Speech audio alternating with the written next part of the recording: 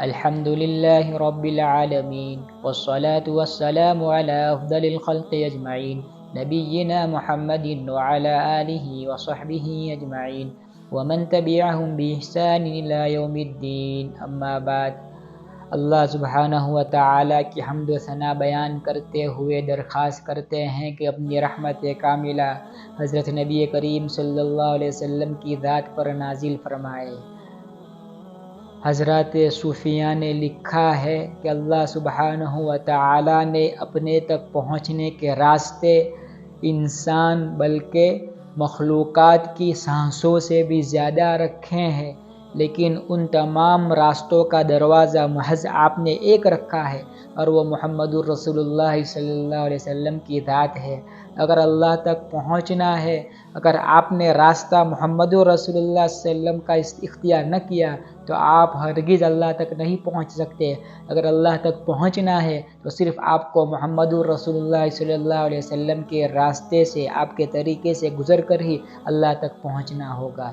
اس لیے ہمیں حضرت نبی کریم صلی اللہ علیہ وسلم کی ہر سنت کو اپنے اندر اجاگر کرنے کی، لانے کی سعی و کوشش کرنا چاہیے.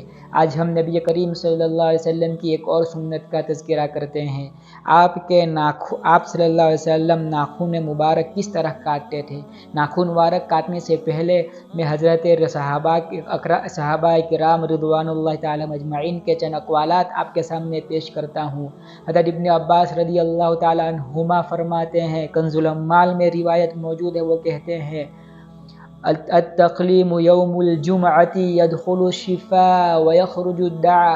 جمعے کے دن ناخن کاٹنا یہ شفا کا باعث ہے اور بیماری کو دور بھگاتا ہے. اور کنز الاموال میں حضرت عائشہ رضی اللہ تعالی عنہا کی روایت ہے، فرماتی ہے التقلیم یوم الجمعہ.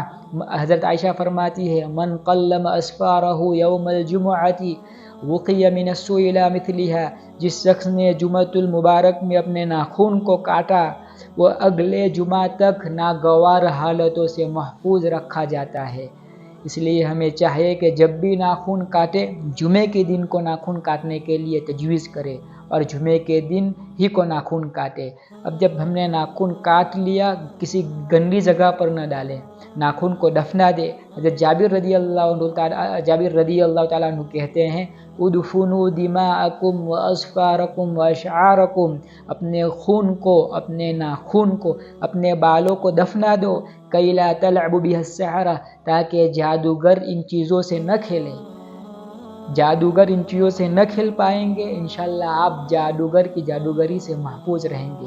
اب ہم نبی کریم صلی اللہ علیہ وسلم کے طریقے کو آپ کے سامنے بیان کرتے ہیں. حضرت نبی کریم صلی اللہ علیہ وسلم جب اپنے ناخن مبارک کاٹتے، نبی صلی اللہ علیہ وسلم اپنے داہنے ہاتھ کی شہادت کی انگلی سے شروع کرتے، پھر اس چھوٹی انگلی کی طرف ترتیب وار جاتے اور انگوٹھے کو چھوڑ دیتے. پھر نبی کریم صلی اللہ علیہ وسلم بایاں ہاتھ کی چھوٹی انگلی سے شروع کر اس طرف آ کر انگوٹھے پر ختم کرتے، اور جو داہنے ہاتھ کا انگوٹھا بچ گیا تھا نبی کریم صلی اللہ علیہ وسلم کاٹ دیتے. کتنا آسان طریقہ ہے. جمعے کے دن کاٹے، ناخن کاٹنے کے بعد دفنا دے، اور جو ترتیب بیان کی اس ترتیب سے کاٹے، انشاءاللہ نبی کریم صلی اللہ علیہ وسلم کی اقتداء کا ثواب ملے گا. اللہ سے دعا کرتے ہیں اللہ سبحانہ و تعالی عمل کی توفیق عطا فرمائے. وصلی اللہ وسلم علی النبی الکریم وآخر دعوانا الحمد للہ رب العالمین.